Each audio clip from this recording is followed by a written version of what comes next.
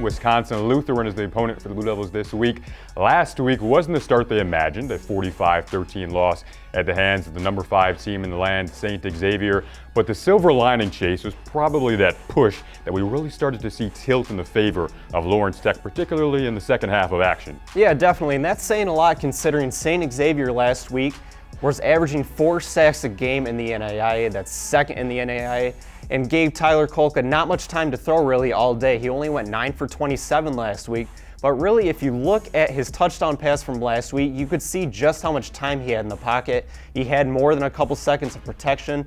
And now with the battle against Wisconsin Lutheran this week, they're only averaging 1.6 sacks per game in Division III. So I imagine they'll be able to give Tyler Kolka a little bit more time this week, let those routes develop and give him protection, give him a little bit more comfortableness, if you will, just to let those routes develop and make some more perfect passes this week. And Ahmad Sabal, now their captain and starting running back, kind of echoed a similar sentiment about the offensive line, but he also mentioned that the focus will now shift to this week's opponent, Wisconsin Lutheran, a group that has had a minute to think about their first loss of the season last Thursday at the hands of Lake Forest. Poor starts have been a consistent theme for Wisconsin Lutheran for a number of years now.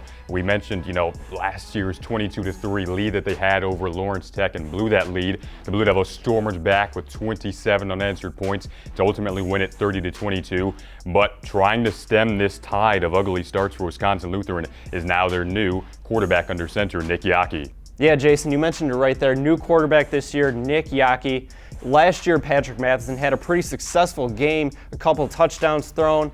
But this year, new quarterback, throw out the footage from last year that you have on that particular quarterback. So I would really like to see LTU's defensive line this time come through, put a little bit more pressure on the quarterback and get him out of the pocket, get him less comfortable, and maybe pick off a couple passes this week. Well, it is week 2, and it is a big one. We'll find out who can pick up their first win of the season.